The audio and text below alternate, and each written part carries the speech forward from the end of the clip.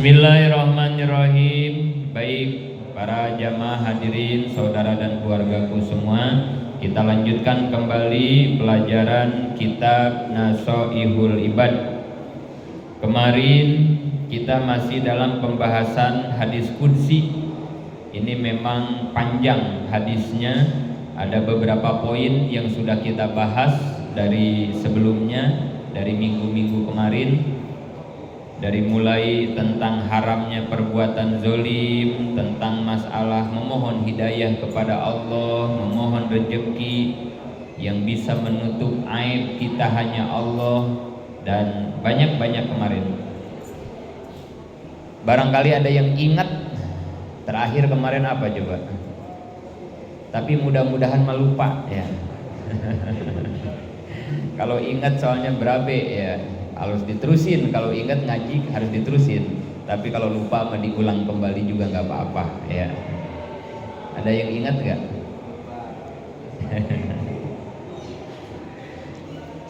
Kemarin terakhir itu kita sedang ngebahas doa. Kemarin itu ya. Bismillahirrahmanirrahim. Ya ibadi law anna awalakum wa akhirakum wa insakum wa jinnakum qaumu bisoidin wahidin fasa'aluni fa'ataitu kulla wahidin mas'alatahu ma naqasa zalika mimma indi illa kama yanqusul mihyatu iza udhilal bahar. Kata Allah, wahai hamba-hambaku, jika semua makhluk dari yang pertama sampai makhluk terakhir, dari kelompok manusia, dari kelompok jin, semuanya berada di satu tempat, di satu bukit, di satu gunung, di satu lapang, di satu padang. Kemudian dia semua ngedoa kepada Allah, minta kepada Allah, dan semuanya itu Allah kasih. Apa aja permintaannya dikasih sama Allah. Maka walaupun seperti itu adanya, itu tidak mengurangi sedikit pun harta kekayaan yang Allah miliki.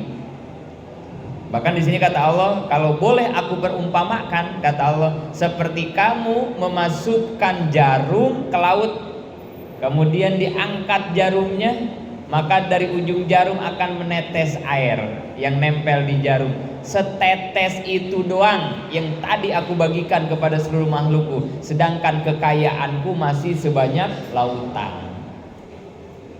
Maka dari sini kemarin ini harus menjadi suatu keyakinan, motivasi, penyemangat buat kita. Jangan pernah berhenti ngedoa, minta kepada Allah. Nggak kayak kita, semakin banyak yang minta, habis harta kita mah. Bahkan kalau ada yang minta 100, kayaknya nggak semua diijabah, nggak semua cair, paling hanya beberapa saja, kan begitu ya. Allah mah nggak begitu. Walaupun semua makhluknya minta, dikasih semuanya, diijabah semuanya. Maka kemarin dalam Al-Quran Allah sudah menjelaskan, ud'uni astajib lakum, berdoalah kepadaku pasti aku ijabah. Nah itu ya, itu udah janji Allah. Sedangkan Allah kemarin nggak bisa apa kemarin? Inkar janji, ngebohong, hianat. Innallaha la yuhliful mi'ad. Allah nggak pernah ingkar janji. Satu-satunya yang Allah nggak bisa itu doang. Allah itu maha kuasa, maha bisa, maha tahu, maha segala-gala. Cuman satu yang Allah kagak bisa, inkar janji, ngebohong. Kalau kita sebaliknya ya, pinter ngebohong, susah amanah, susah jujur ya. Udah dikerjain belum itu? Udah Pak, tinggal diketik doang. Katanya udah, tapi tinggal diketik doang. Berarti belum gitu, jangan bilang udah dong. Tapi emang mulut Indonesia ini kalau nggak ngebohong getek kan gitu ya. Jadi ada aja itu ngebohong kayak gitu ya. Kayaknya sariawan kita kalau sehari nggak ngebohong gitu kan gitu ya. Aduh, ada aja yang harus ngebohong. Udah tinggal diambil doang, belum, berarti ambil dulu baru bilang udah. Tapi emang udah kebiasaan ngebohong ya susah kan itu. Gitu ya. Allah nggak bakal ingkar janji. Maka ketika Allah bilang ngedoa, minta, pasti aku ijabah, pasti. Yakin itu. kemarin itu pertanyaannya, kira-kira kita udah ngedoa apa belum? Udah. Pertanyaan kedua, diijabah apa kagak? Pertanyaan selanjutnya itu, kalau emang kita udah ngedoa, doa kita diijabah apa kagak? Ada yang belum, ada yang bilang udah, kan gitu ya. Pertanyaan berikutnya, sebetulnya ijabah doa itu udah apa belum? Nah, pertanyaan berikutnya gitu ya. Ijabah doa itu udah apa belum sih? Kan gitu ya. Tapi tetap kata kuncinya pahami, ingetin bahwa semua doa pasti dijabah. Gak mungkin ada doa yang gak dijabah, gak mungkin. Allah gak bakalan bohong. Cuman yang kita rasa, doa gua udah dijabah apa belum ya? Kan gitu ya. Itu yang kita rasa. Nah, maka kemarin kalau inget mah, kemarin teh kita pengajiannya sampai bentuk ijabah doa. Nah itu ya. Kalau inget mah, ada berapa ya kemarin bentuk ijabah doa? Kalau nggak 3-4 ya kemarin tuh ya. Kalau nggak 3-4. Jadi semua doa mah pasti dijabah, hanya bentuknya beda-beda. Nah ini harus kita pahami. Jangan sampai kita punya anggapan gua udah ngedoa tapi kagak dijabah-ijabah, kan begitu ya. Nggak ada doa yang tidak dijabah, nggak ada. Orang Allah udah bilang begitu di Quran, ud'uni astajib lakum. Berarti pasti hanya bentuknya beda-beda. Satu, bentuk ijabah doa itu adalah dipakai menghapus dosa. Nah, yang pertama nih ya. Jadi bentuk ijabah doa yang pertama dipakai menghapus dosa. Kita nih ngedoa ke Allah apa aja dipinta, tapi kita lupa dosa kita belum ditobatin. Kita lupa ya. Gak apa-apa ya, walaupun belum tobat ngedoa mah jangan berhenti, gitu ya. Jangan begini, saya mau orang banyak dosa, orang hina, tukang maksiat, mau gimana ngedoa saya dijabah. Jangan begitu. Pokoknya ngedoa mah ngedoa aja. Tobat sama ngedoa beda dapur, beda urusan, beda ya, ingetin ya. Bukan satu paket itu, bukan. Beda urusan. Beda dapur, doa-doa, tobat-tobat beda. Jadi jangan jadi penghalang berhenti ngedoa, terhalang ngedoa gara-gara belum tobat. Enggak, ngedoa mah ngedoa aja. Mau kita orang pendosa, mau kita orang suci, ngedoa mah ngedoa aja. Minta bebas apa saja. Yang penting kemarin dalam ngedoa itu yang kagak boleh ngedoa yang haram, nggak boleh. Nggak boleh ngedoa yang haram ya. Kayak apa ngedoa yang haram, kayak apa? Contoh doa yang haram itu kayak apa? Di kamar ngelihat ada duit misalnya, contoh ya, di lemari apa di tas ada duit nih di kamar kita. Ya Allah, ini duit mau saya ambil ya Allah, lindungi hamba ya Allah, jangan sampai ketahuan ya Allah. Kalau sampai ketahuan juga jangan sampai digebukin ya Allah. Contoh sebelum ngambil duit orang ngedoa dulu begitu ya. Haram. Nggak boleh itu ngedoa begitu, nggak boleh ya, nggak boleh, haram. Karena kita mau melakukan haram. Atau kita benci banget sama orang, warung deketan sama kita, warung dia mah rame, warung kita mah sepi aja gitu ya.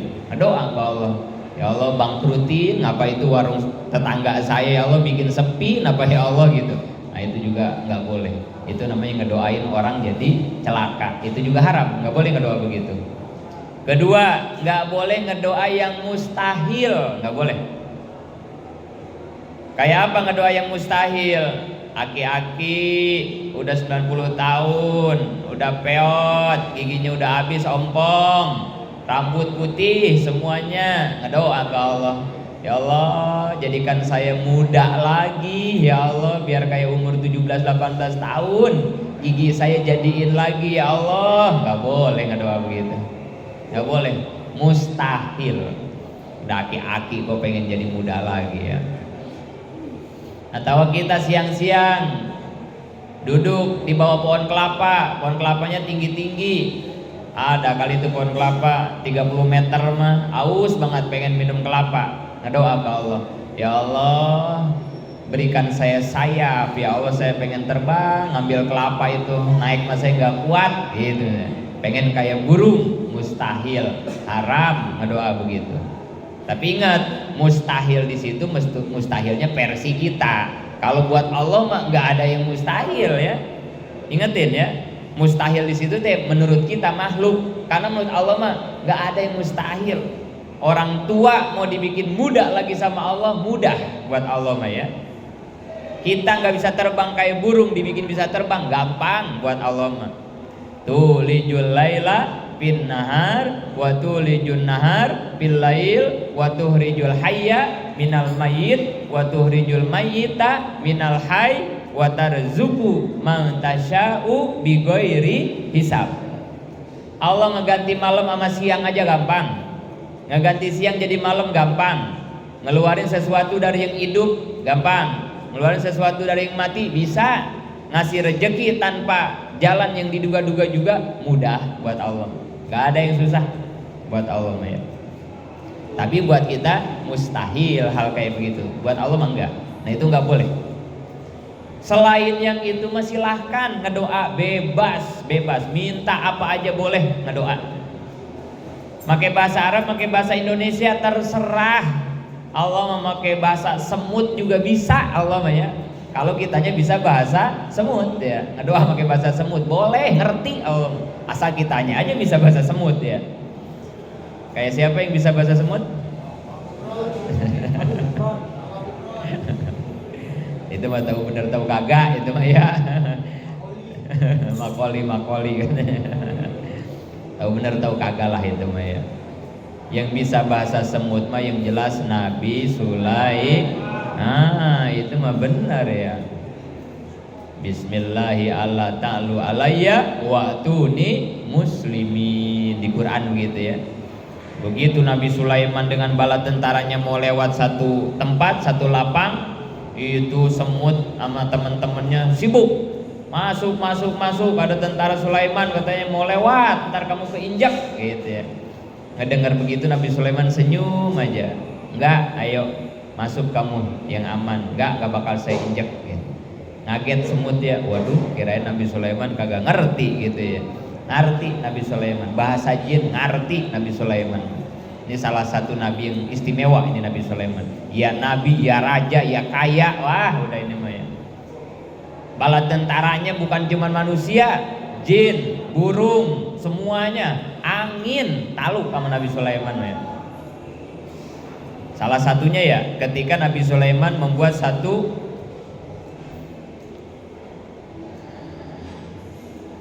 itu yang mindahin istana Ratu Bilqis sayembara. Dikumpulin semua tuh tentara-tentara pengikut Nabi Sulaiman, manusia, jin, burung, semuanya dikumpulin. Nabi Sulaiman duduk di depan sambil berkata, aku bikin sayembara, siapa yang bisa mindahin istana singgasana Ratu Bilqis ke sini, ke tempat kita, ke tempat aku, ke keratonku, kata Nabi Sulaiman, tapi yang paling tercepat. Pada ngacung kan itu ya, jin ifrit siapalah pada ngacung. Ada yang bilang saya bisa. Secepat apa? Kata jin, sebelum Anda berdiri dan duduk lagi. Jadi sebelum berdiri kemudian duduk lagi, itu keraton sudah ada. Kata Nabi Sulaiman apa? Kelamaan. Ada yang lagi bilang begini kelamaan. Nah terakhir ada yang bilang sebelum Anda mengedipkan mata, maka istana Ratu Bilqis sudah ada di sini. Padahal kan jarak dari kerajaan Nabi Sulaiman ke Ratu Bilqis itu jauh ratusan kilometer ya, ratusan kilometer. Tapi bisa dipindahkan hanya sekejap mata. Kata Nabi Sulaiman, coba, ayo buktiin. Sekedipan doang berarti kan ya. Begitu Nabi Sulaiman merem melek, bener. Istana Ratu Bilqis sudah ada. Nah, ini luar biasa, ini yang menang katanya kamu nih. Berarti kamu yang paling cepat.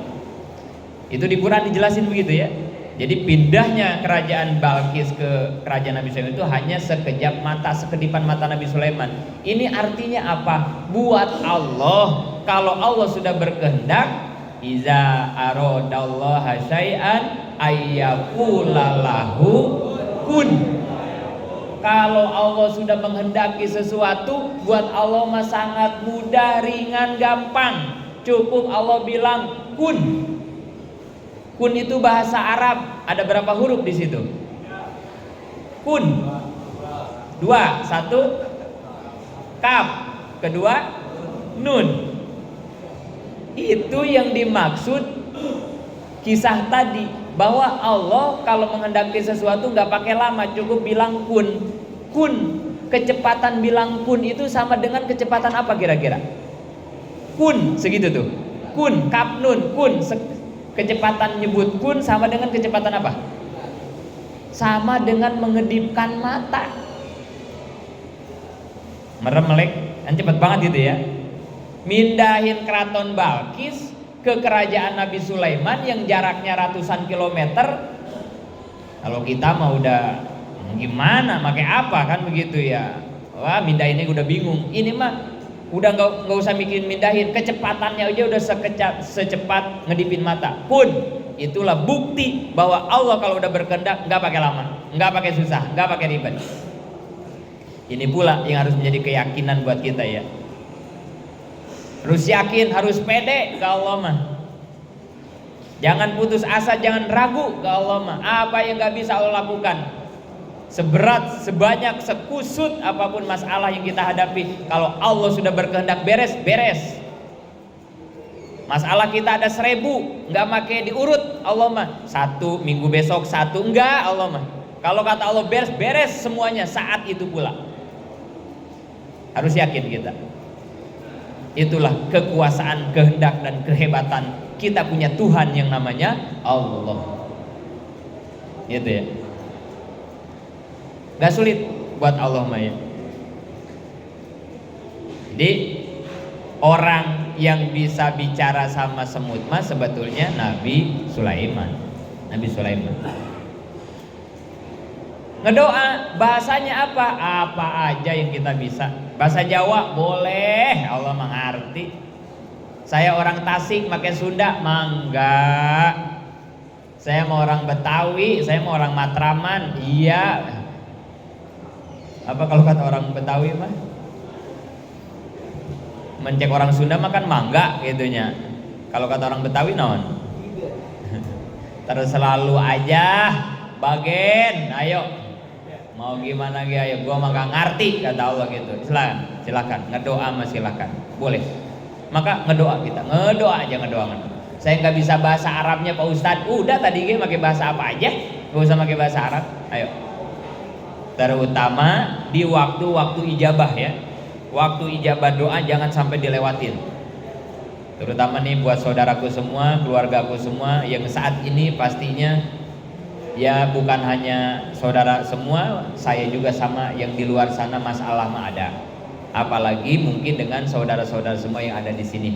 Pasti semua lagi ada urusan, lagi ada masalah, maka nggak ada lagi yang bisa menyelesaikan masalah kita kecuali hanya Allah. Minta ke Allah, nggak ada yang susah buat Allah mah, nggak ada yang susah. Urusan sama Allah mah nggak usah pakai apa itu? Ya proposal mah itu mah cemen ya. Kalau di sini kan kita urusan apa-apa pakai apa? Saya pengen sebutin tahu kedengeran ya. Udahlah, sama-sama tahu kan? Memang katanya kan begitu ya. Uang itu tidak melulu bisa menyelesaikan masalah, gitu katanya ya.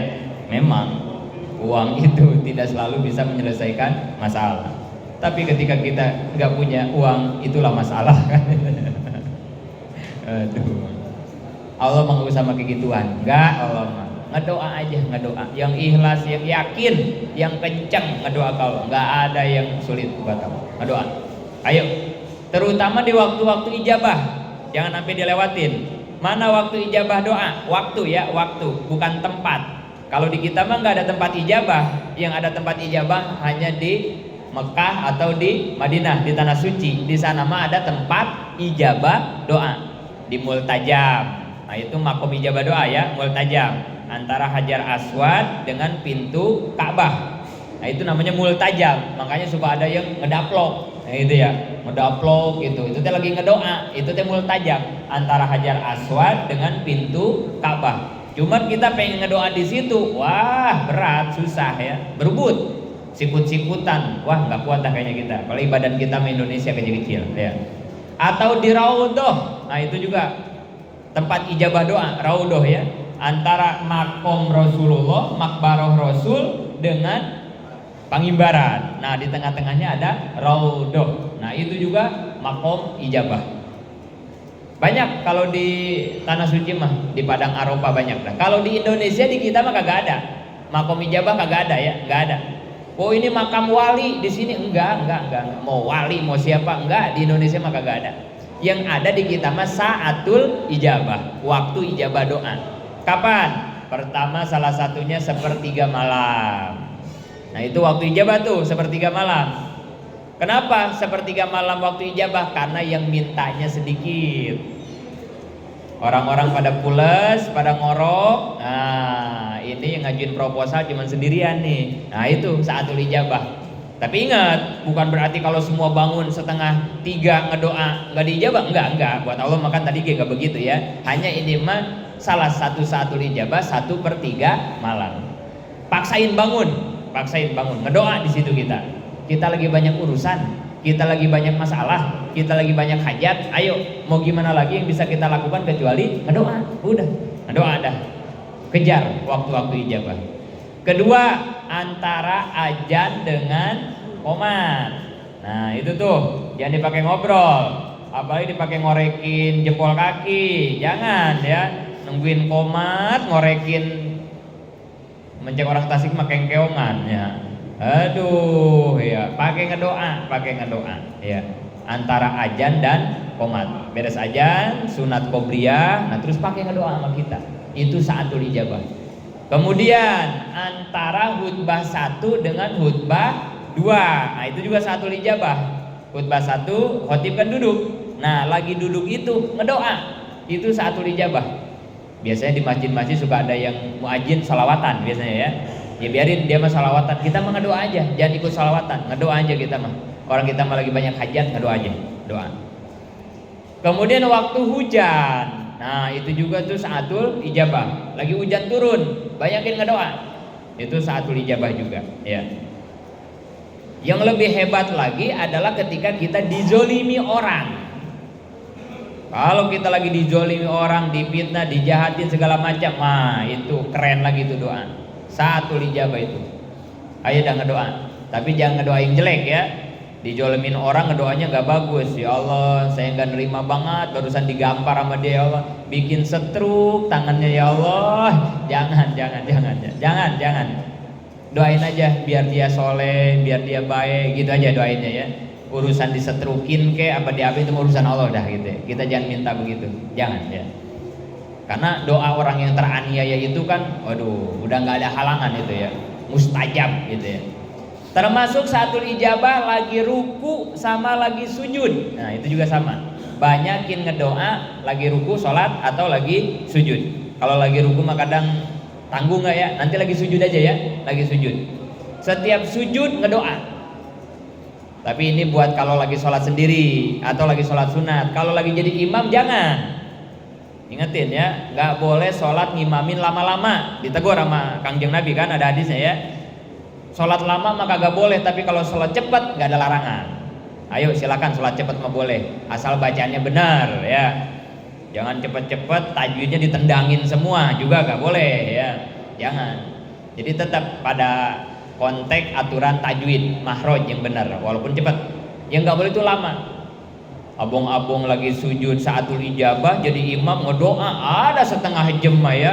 Aduh, yang lagi pilek kan kasihan ya. Ngucur bisa-bisa itu kan ya. Jangan, jadi imam aja jangan. Kalau lagi sholat sendiri, lagi sholat sunat, ayo. Dan ingetin, nggak boleh ngedoanya di dalam lisan. Kalau lagi sholat nggak boleh. Ngedoanya harus di dalam hati. Pakai bahasa apa aja. Kalau di lisan jadi batal, nggak boleh ya. Nggak boleh berkata di luar ucapan sholat. Lagi sholat mah kan nggak boleh ya. Karena sholat mah punya 3 rukun. Rukun qauli, rukun fi'li, satu lagi rukun apa? Qalbi. Ya. Ada rukun ucapan, ada rukun pekerjaan, ada rukun hati. Salah satunya nggak boleh kita melakukan ucapan di luar rukun sholat. Kalau kita ucapkan jadi batal. Termasuk ngedoa nggak boleh. Lagi sujud diucapin ya, diucapin di lisan ya. Apalagi pakai bahasa Jawa lagi sujud, wah itu juga lebih parah itu mah ya. Pakai bahasa Arab aja batal, apalagi pakai bahasa Indonesia. Jadi hati aja, lagi sujud di hati ngedoanya. Apa aja pinta, pakai bahasa apa aja. Itu saatul ijabah. Ya. Balik lagi, cadong udah ada belum cadong? Lama ini cadong ya. Balik lagi. Salah satu bentuk ijabah doa yang pertama adalah dipakai menghapus dosa. Kita mintanya mau apa aja ke Allah, tapi kata Allah karena kamu masih banyak dosa, permintaanmu nggak aku beri dulu, tapi doamu aku pakai ngapusin dosa kamu dulu. Kita tobat mah kagak bisa.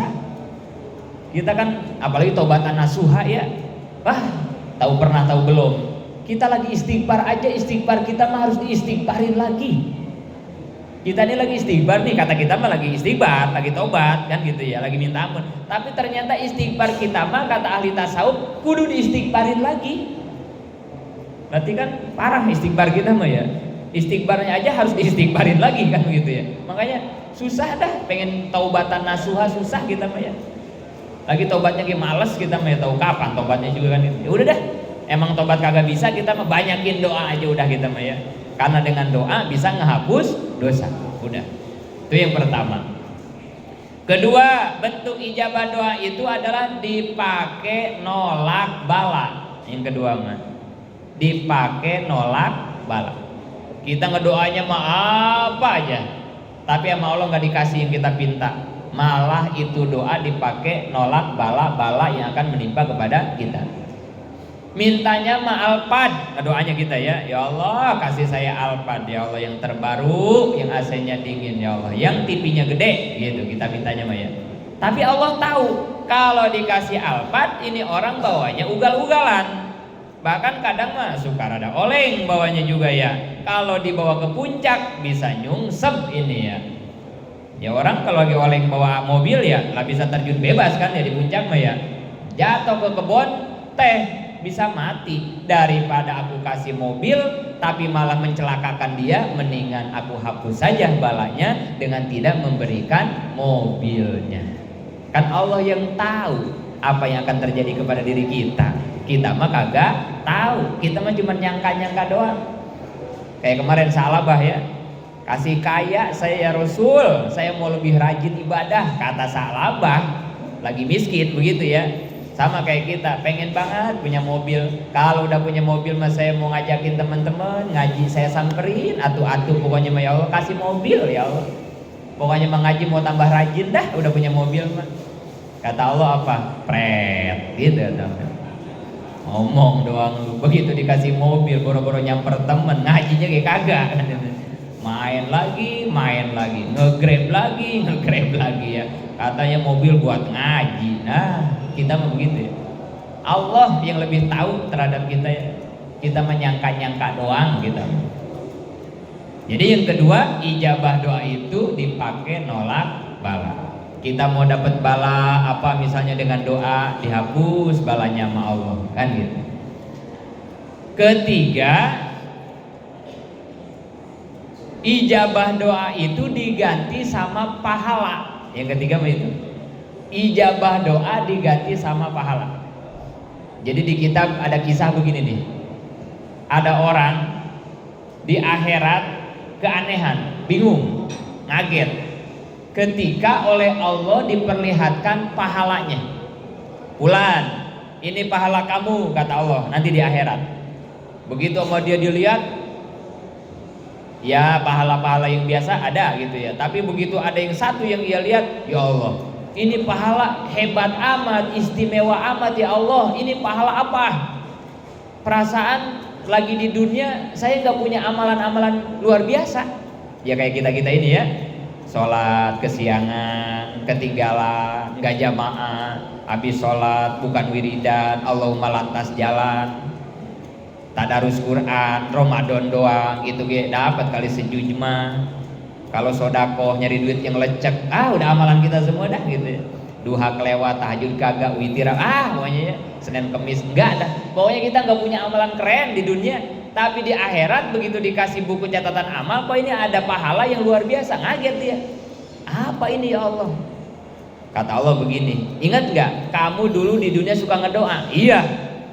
Apalagi waktu di Darut Taubah, wah saya ngedoa rajin banget ya Allah. Dikasih apa yang dipinta? Kagak ya Allah. Sampai saya bebas kagak itu katanya. Kata dia gitu ya. Nah, ini celengan doa kamu waktu di Darut Taubah 10 tahun tiap malam, tiap saat ijabah kamu ngedoa, tapi doamu gak pernah aku berikan di dunia. Ini sekarang pahala dari doa kamu. Oh, kata dia begitu. Tahu begini mah dulu di dunia doa saya jangan ada yang diijabah ya Allah. Udah terlambat, udah nyampe akhirat gitu ya. Jadi bentuk ijabah doa yang ketiga teh ditukar sama pahala, dan pahalanya nggak main-main. Ini salah satu yang istimewa di akhirat, salah satunya pahala ngedoa. Yang kedua nih, yang lebih keren lagi, pahala ngebebasin utang. Ini pahala ngebebasin utang. Ini istimewa banget pahalanya nanti di akhirat. Kan ya samalah di Indonesia mah begitulah kan gitu ya. Tarsok, waduh, kalau lagi minjem duit manis banget pokoknya mah ya. Datang ke kita udah kayak minum obat sehari 3 kali gitu ya. Udah ada belum, wah lagi minjem duit mah baik manis pokoknya mah. Paling gak seminggu, paling gak sebulan gitu lagi minjem duit mah. Begitu udah dikasih janjinya seminggu, janjinya sebulan, janjinya mah dibayar dah. Udah sebulan boro-boro dibayar, datang ke kagak. Ditagih kayak tadi tuh. Tarsok, entar besok gitu aja ya. Entar ngapa, besok ngapa gitu. Lah mencek orang Tasik mah icup cole, ya gitu. Isukan sore gitu aja.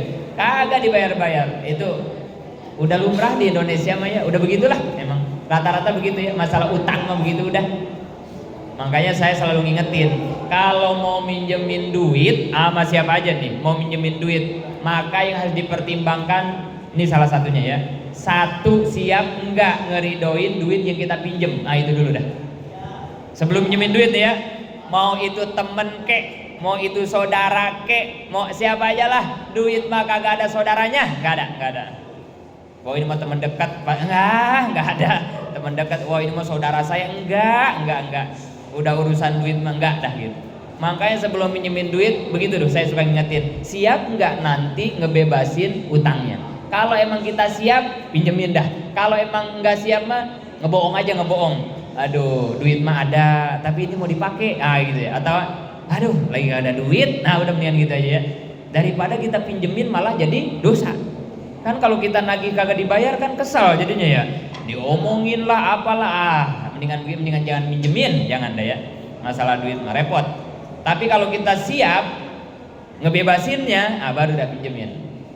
Saya juga sama. Kalau ada yang minjem duit sama saya, udah saya mau begitu aja.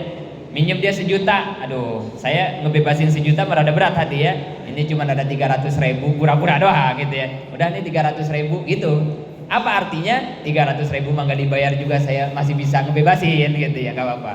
Tapi kalau sanggup mah minjem 1 juta, saya ridho 1 juta, kasih 1 juta. Tapi di hati udah jangan ngarep dibayar. Sama orang Indonesia mah jangan, udah lupain aja. Kayak kita BAB, udah biarin dia berlalu, udah biarin. Diingat-ingat malah kesel, nagih malah galakan dia. Nagih mulu mang, ya lah ntar kalau udah ada saya bayar. Ya elah, lagi minjem aja manis banget, melas banget.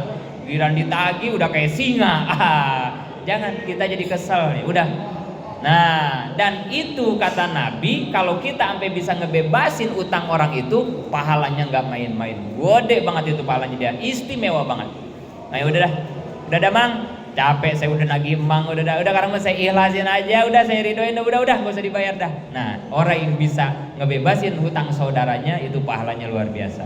Tapi kan berat banget kayak begini deh ya, aduh berat banget deh, berat. Baik kalau udah tarsok, udah ya. Kejar sama kita sampai mana juga kan itu ya. Apalagi kalau utangnya ratusan juta gitu ya. Maka jangan sembarangan daya masalah utang. Hati-hati banget. Tapi kalau kita mau ridho ngebebasin utang saudara kita, pahalanya juga gak main-main. Terakhir, bentuk ijabah doa yang keberapa berarti? 1 tadi apa? Pakai ngapus dosa. Kedua, dipakai nolak bala. Ketiga, ditukar sama pahala. Yang keempat, yang terakhir, diberikan apa yang dipinta. Minta sehat dikasih sehat, minta beres urusan diberesin urusan. Pokoknya lamun cek bahasa Jepang nama saceduh naon? Saciduh metu saucap nyata. Cek bahasa Jepang nama gitunya. Saciduh metu saucap nyata. Itu mah udah apa yang diomongin teh terbukti aja udah begitu ya. Biasanya yang punya doa kayak begitu siapa tuh? Saciduh metu saucap nyata. Apa yang diomongnya terjadi aja. Itu biasanya orang-orang apa kayak begitu? Orang soleh, para nabi, para wali, biasanya gitu ya. Siapakah mereka yang dosanya udah kagak ada, ya, yang hidupnya udah diselamatkan oleh Allah, yang pahalanya udah kebanyakan. Makanya apa yang dipinta dikasih aja udah. Model kayak kita mah yang dosanya banyak dipakai ngapus dosa dulu. Yang kemana-mana bala ngikutin dipakai nolak bala dulu. Yang deposito amalnya masih dikit, udah aja ntar buat deposit, buat tabungan lu pahala di akhirat. Doa kita mah banyak kan digituin semua sama Allah ya. Jadi susah dah untuk menjadi doa yang saciduh bentu seucap nyata kita mah. Tapi ketiga tadi kan sangat bermanfaat ya buat diri kita ya. Gak apa-apa dipakai ngapus dosa, emang kita susah tobat. Apalagi dipakai nolak bala mah, buat apa dikasih mobil kalau ujung-ujungnya tabrakan terus mati kan begitu ya. Mendingan diselamatin aja kita mah. Apalagi ditukar sama pahala mah. Amal mana sih yang udah kita istimewakan di dunia kagak ada, udah biarin. Doa saya jangan dikasih di dunia, entar aja buat di akhirat. Kan kita begitu ya. Nah, maka artinya tidak ada doa yang tidak diijabah, hanya saja bentuk doanya berbeda-beda sampai ada 4 macam tadi. Sampai di situ mudah-mudahan manfaat. Amin ya Allah ya rabbal alamin.